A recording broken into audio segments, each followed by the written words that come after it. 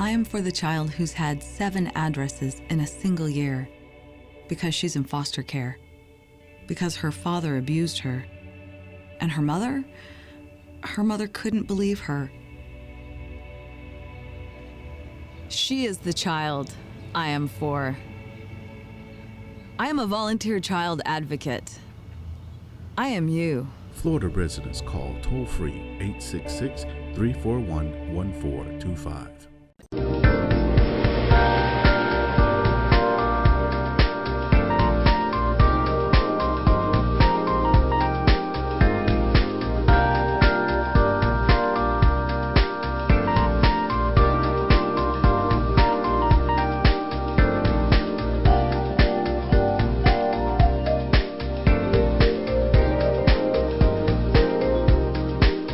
Good evening. Welcome to another edition of EduTV. I am your host, Greg Perkins. I'm here today with Mr. Brian Lamb. Okay, good to see you. Mr. Brian Lamb is the regional president of Fifth Third Bank North Region. Is that correct, sir? North Florida. North Florida. Okay. In full disclosure, I used to be Brian's teacher. Right. You graduated in 1998, right? 94 from FAMU High School. That's right, 94 FAMU High School, okay? Now, I think you made pretty good grades, right? I did. I think maybe one B. He wouldn't let me off the hook. Yeah, I think you may have got a B or something. You said, Mr. Perkins, I got a B. So anyway, right. that is great. Upset about that B. Oh, man. You know what? After the show, I'll reissue you a report card. Yeah. Well, this is great. Okay, Brian, you have a phenomenal story, okay? You are truly, or were truly a student athlete. So why don't we start there talking about being a student athlete, and now you are the president of a bank. So tell us how that happened and what helped you to make that successful transition. Sure. Well, I think you teed it up just right, Greg, because I started out in high school when I was able to not only get a good education there, but then take that to college. That was really the catalyst for me. And I was able to get a full scholarship to go to the University of South Florida. I majored in accounting and played college basketball. And I would tell you, some of the best years of my life. I met some great people, but more importantly, I prepared. Yep, you did. I was able to prepare for life after sports.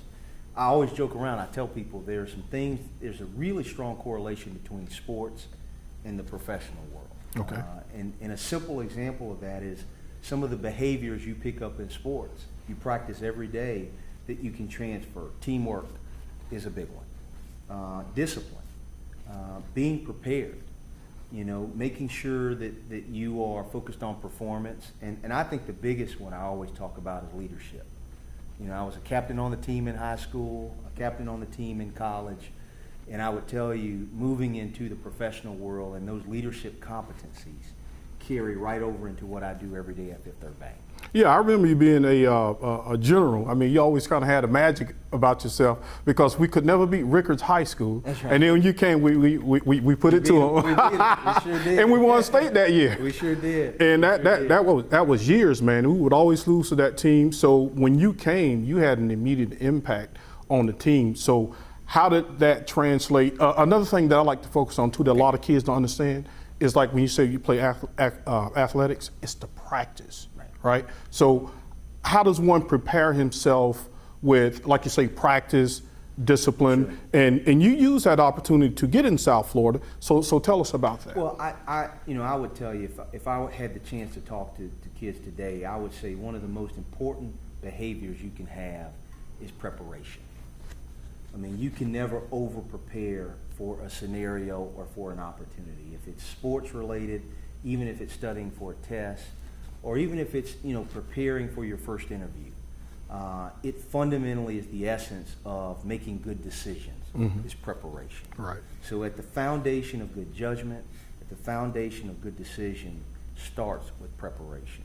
I always joke around. I tell the athletes, I say, do you agree Michael Jordan is one of the best basketball players in the world? LeBron James, Stephen Curry, if you like basketball. Did you know they still practice?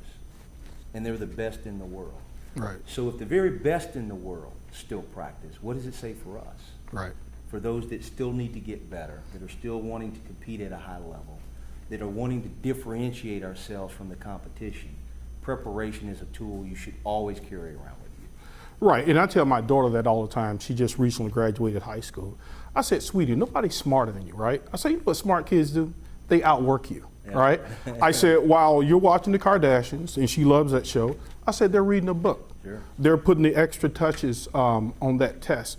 And so, and she's actually now finally starting to listen. She actually passed one of her AP Psych exams. Okay. I was like, wow, good job, sweetie. Because I never took an AP class while I was in school.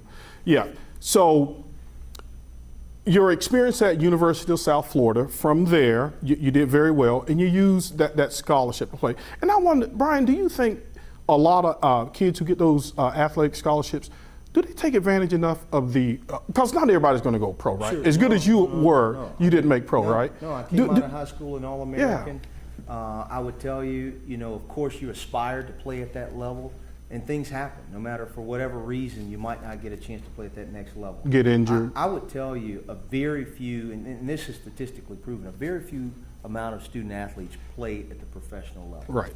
What's probably more important is how many of them have used that investment to prepare them for the future. An average scholarship, tuition and fees, books, et cetera, that's $20,000, $30,000 a year it's become that expensive. the state is investing into a student athlete at a particular school. Over a period of time, it's a big investment. And so what are you doing to kind of harness that? A couple of gaps, and I hope students today don't make these same mistakes, is make sure you get a degree in something you can get a good job. Challenge yourself. And I'm not suggesting you have to go be a doctor or an attorney. Right. There are a number of degrees that you can go after that allow you to get a great job when you finish school. The second thing is stay connected to your institution. I stay very involved with my alma mater, including my high school and my university, for a number of reasons. A big reason I'm here today. Yeah. And so I think it's really important to stay connected with the individuals that were there that help you learn and grow and become a better version of yourself. And then the last reason to stay involved is the business contacts that you have, that you meet, that have an affinity to your university or to your college or your trade school. It doesn't have to be a university. Right. But there are so many other people that might have a connection to that same institution that you went to. So there are a lot of reasons to stay connected and take full advantage of the investment that you're making in your time and financial resources when you get a full scholarship. Right.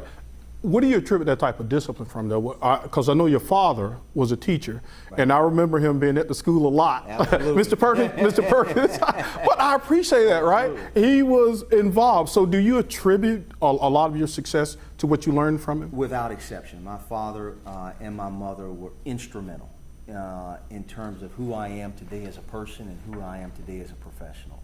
They instilled in me education from the very beginning. And what I would tell you for those that get a chance to talk to me, whether it's your parents, whether it's someone that plays a very influential role in your life at a young age, I encourage adults to be engaged with the kids.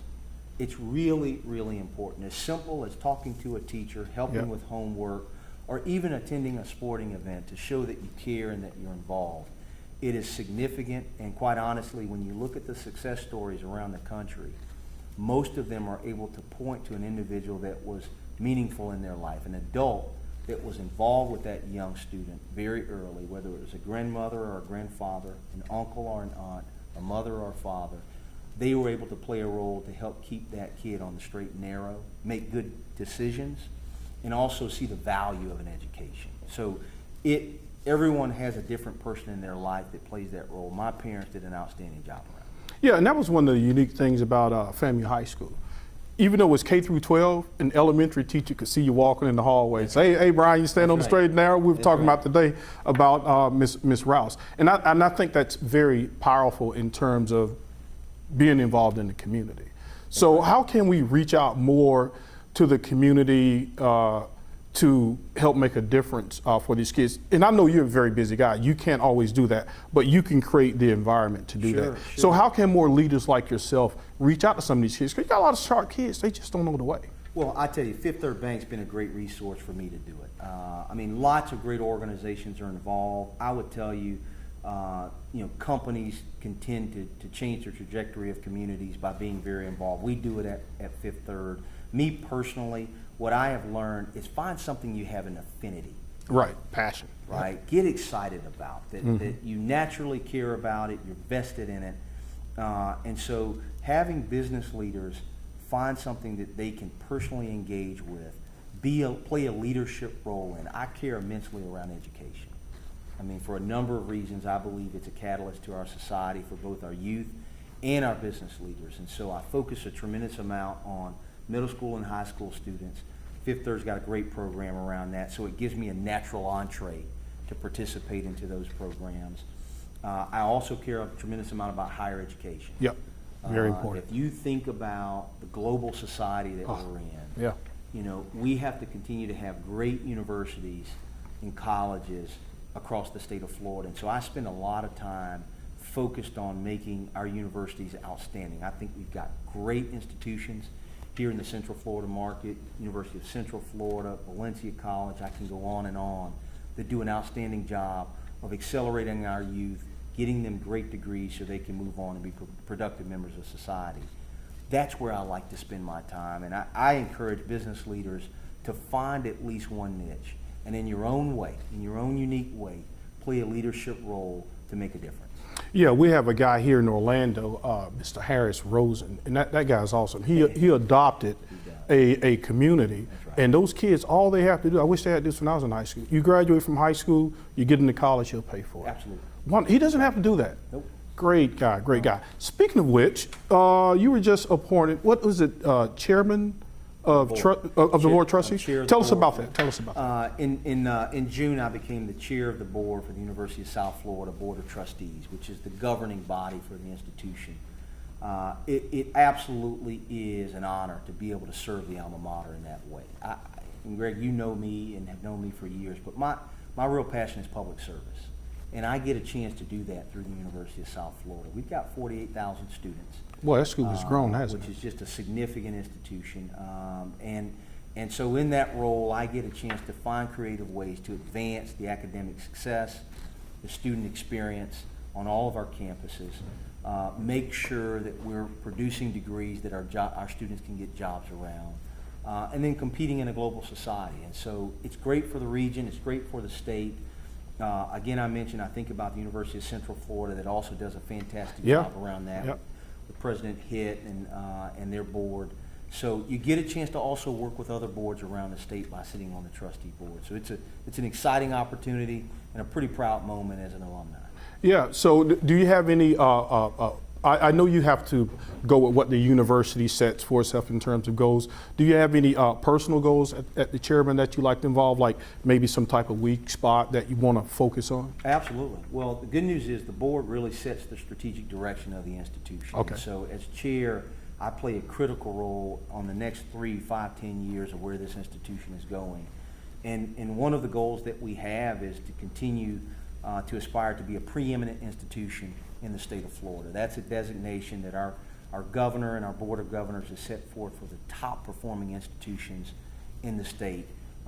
We also would like to be a member of AAU, which is the elite institutions around the country.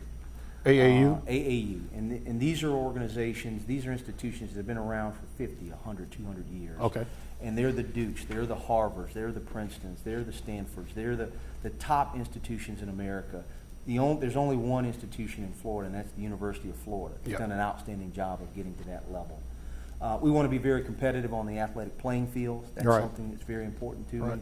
We also want to make sure we improve our student success measures around graduation rate, around the types of students that we're retaining, and our freshman retention rates. When you look at the research dollars we expend, we focus on that in a big way. We've got 3 campuses, so making sure all of our campuses are performing at a high level. So there are a number of key goals that we think about around the student first. Just like a company puts the customer at the center of what it does, a university should really put the student at the center of what it does, and that's kind of how we approach it. That's great, man. Still the leader. What we're going to do, Brian, we're going to end this segment, and then we're going to come back and talk about Fifth Third's financial literacy initiative. So stay tuned, folks. We'll be right back. Hola Florida! Introducing Boricua Beer and Taino Light Beer. Boricua and Taino Light are crafted beers that are rich in flavors and brewed right here in Florida. Taino beer has a crisp, refreshing Caribbean flavor style when enjoyed chilled. Boricua beer is a craft ale with full body flavor that is a beer drinker's beer. Boricua and Taino Light Beers. Enjoy responsibly. Welcome back to EduTV. I'm your host, Greg Perkins, and we're here with Mr. Brian Lamb, President of Fifth Third Bank, North Florida Division. Okay, Mr. Lamb, you pursued a career in finance, and we're going to talk about Fifth Third's financial literacy initiative, which is very important, especially for underserved communities, because you hear all this stuff about income disparity, and there's a reason for that. It's not just random, because if you don't know about it, then you're not going to know what to do. So I'd like to start though. You were a successful businessman, and then you transitioned into Fifth Third Bank. So tell us how that transition happened, and how did you become an entrepreneur that led to your current success? Yeah, you know, out of college, Greg, I started my career at a large publicly traded company, big utility based over in the Tampa Bay area. And I was able to get a tremendous amount of experience around, financial and strategic planning, financial analysis. Really ended up moving through that company pretty quickly in Tico Energy. And then I got the entrepreneurial itch. And I was very interested in kind of getting out of corporate America and learning a little bit more about small business, starting your business, growing a business. The age-old paradox of making payroll. Right. And I would tell you there was no better experience. Right. I got a chance to work along some great entrepreneurs, raise capital, invest in a company, grow it across the state of Florida, hire great talent and know what it looks like when you don't, and know the impact to the business, really be close to the customer, and get an appreciation for what it means to say put the customer first. Right, that's right. And know what happens when you don't. Right. And then also work through cycles, real estate cycles that impacted the business, economic cycles, and all of those learnings helped prepare me in the small business to then move back into corporate America in a fantastic institution at Fifth Third as the CFO. That was my first start at Fifth Third Bank, was the Chief Financial Officer. Okay. Which I was. That was a pretty nice first start. It was a pretty good start. Pretty good start. I had a lot of fun, and that's kind of how I moved out of the entrepreneurial world, which was a fantastic experience, into now Fifth Third Bank, which has been great. And I've been there for 10 years, and I would tell you it's one of the best decisions I've made to be a part of the organization. Right. I was talking with a friend of mine, Charles, today while I was on here. I said, a lot of people, they don't even understand, especially kids from underserved communities, they have no idea what banking is. Sure. So with you going into that, what are some of the programs that Fifth Third has to make people more literate about finance, about banking, about financial markets? Yeah, you really touched on something in terms of whether it's the adult, the young adult, the high school student, or even kids. We need programs out in our marketplace that better prepare our society to make sound financial decisions. Right. Fundamentally, that's the definition of financial literacy, is making better financial decisions. Well, that starts with education. And then look, it does include exposure and experience. Exposure's big. But I would tell you at Fifth Third, we have very intentional programs that, if you will, kind of are a vertical for individuals out in the marketplace. We start with students and kids. Okay. We have a program, a Young Bankers Club. It's a fun experience for fifth graders where we provide financial literacy and education and tools to help the fifth graders start to get comfortable. Right. With what it looks like to understand banking and finance, and even in a less complex way. Right. What's it like to save money for school? Right. What's it like to understand to buy your first car, and resource allocation? How do I decide to save money, and then what do I have to give up in order to do that? And then we matriculate up through our high school students, where we have a Dave Ramsey program, an outstanding partnership with Dave Ramsey that provides significant curriculum that we then, our employees, go to market, get in front of these high school students, and help them to understand what it's like to then prepare for college. Okay. So what's it like to buy your first car? You know, what's Or it even like? interest rates. Like Yeah, people go out and buy a car or home, Absolutely. and they don't realize they paid for it three or four times. No, Isn't that amazing? They don't realize Yeah. how expensive it is to make a bad financial decision. Yep. What's your credit score? You know, Right. I got an accounting degree, and when I finished, I still didn't really understand my own credit score with Okay. an accounting degree. So I would tell you, there are some basic life skills that we teach through the Young Bankers Club, through our Dave Ramsey program, and ultimately as an adult in our Empower U program, where we work with adults that are within businesses to help them understand what saving for their kids looks like, buying your first home, Yep. understanding your credit score, you know, setting a budget, Yep. and how does that budget work. So those are the kind of things I kind of call life skills that the financial literacy helps teach, and Fifth Third's incredibly committed to it. And we've got people that wake up every day and deliver that curriculum to the market. Oh, okay. Now, are those individuals from your bank? Do you guys form partnerships with schools? How does We that do work? both. We Okay. do both. So we have individuals that work for Fifth Third that are employees that deliver this financial literacy every day throughout the different levels, whether it's students, young adults, or adults. But then we've got great partnerships like the Dave Ramsey curriculum that we have. Now, for the common person, they may Sure. not know who Dave Ramsey is. So, Sure. how does that Yeah, partnership so work? Dave Ramsey is a curriculum, it's a program, he's a professional that's built out a business that we partner with, where he provides curriculum and information that allows us to deliver that curriculum to students, particularly in high school, of course, to help them make better sound financial decisions. So you can learn about that, but that's an example of the kind of partnership we form. We also have other partnerships where we go out in the community, for example, here in Central Florida, where we will work with the city, or we Okay. will work with local schools. Okay. And we will go to those schools and we will work with the teachers and the students to teach them in the classroom financial literacy programs. And so I would tell you, there are a number of school systems around the state and around the country. I mean, we've taught over 800,000 students through these programs, and our goal is to teach over 1 million students through these financial literacy programs. So I would tell you, it's a pretty massive undertaking, but we're approaching it one local community at a time. That's great. And, you know, I think it's kind of a travesty. I've always said, as a teacher, there should be a class called just life skills, how to make decisions, Sure. right? Yeah. And also on financial literacy. I mean, how do we educate our kids and we teach them a bunch of Common Core stuff, which is great, but how can we let kids out of high school not having these basic tools? Yeah, it is. It just seems like it should be an elective, right? Yeah, you would think it would almost be, you'd like it to be part of the Common Yeah, Core. yeah. Is when you graduate school, you understand your credit score. You know how to use a credit card. You understand the impact of interest rates. You know what it means when you buy a car, how that works, and that if you don't pay, what the consequences are. And starting to get some of the fundamentals of saving money and the importance of saving money and setting a budget. And what does a budget look like? What's it comprised of? So those are some of the basic life skills that even today, as a bank president, I have to use.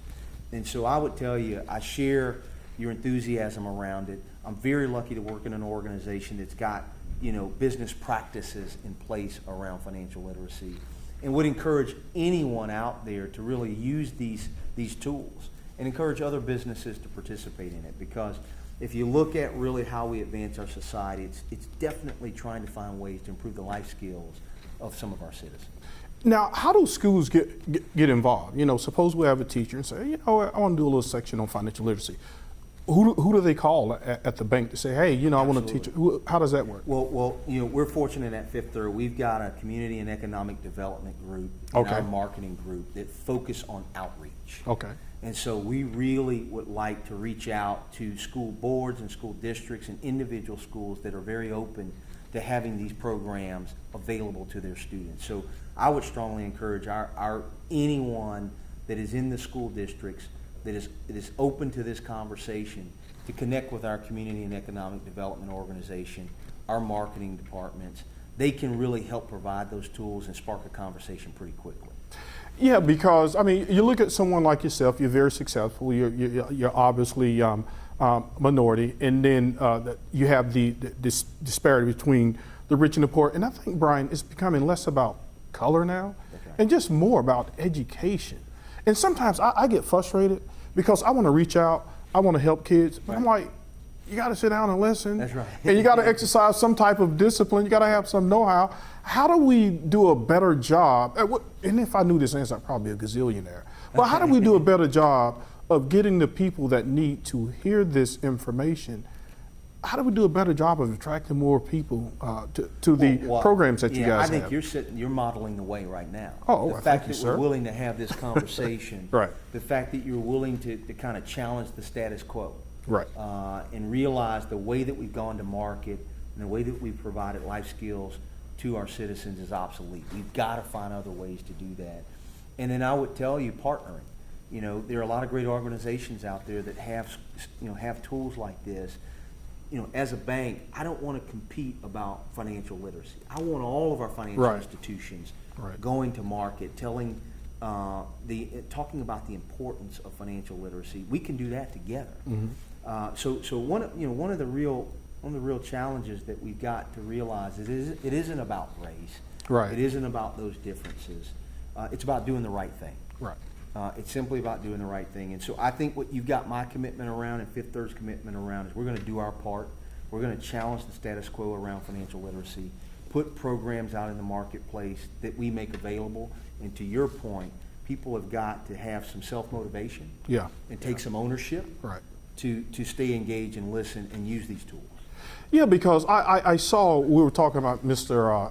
Harris Rose in the last segment. Absolutely. And when he went in there, he transformed that community through education. He invested in pre-K, That's right. and then he invested in the high schoolers. So the financial literacy program that Fifth Third Bank has, how can that help to transform a community, the schools within the community? Absolutely. Well, you know, the best way that we've really focused is to go and find real scalable programs that are out there that touch a multitude of individuals, not just a classroom or even a school, but touch an entire community. Right. So when we can work with the city and work with Mayor Buddy Dyer, where he's got a homeless initiative program, bolt onto that a financial literacy program where we're touching hundreds and hundreds of kids.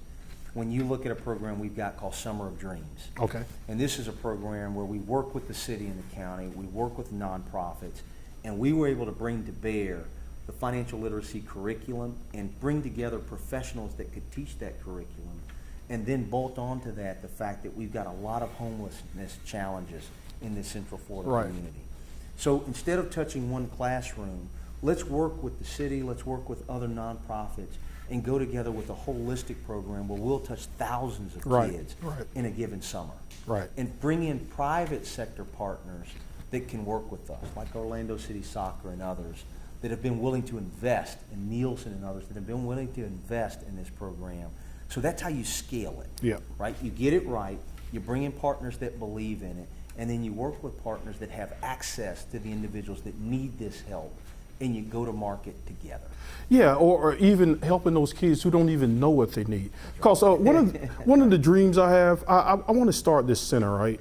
And if you see a kid who's like, there may be a kid who's really bright in math, but no one's reached out to that kid or his parents and say, hey, look, if your kid gets on this track, then maybe he can become the next great whatever. Sure. Right? But I think we're missing the boat there. So that's one of the things I want to have is to help those kids connect the dot. Because I think there are a lot of kids out there, they want to do better, but they don't know how to do better. Well, we got to show them a model of what better is. Right. Because they might not have that exposure when they're 8, 10, even 18 years old. They might not have seen it in that environment they are in today. So as many opportunities as we can to get kids and students out of the natural comfort zone and show them what the opportunity looks like real time. If they could see what some of our great teachers are doing, what business leaders are Right. doing, that it's not just sports. Right. Right? And don't get me wrong, I love professional sports, but that's not the only way to build a highly successful career and really some independence for your own personal life. There are so many other ways to do that, and getting a good education is really at the foundation of that. Well, sir, we have enjoyed you in Fifth Joel, Third. You thank guys you. are doing a great job and Thank you. keep the community outreach. And thank you for joining us, folks. Good night. Good night.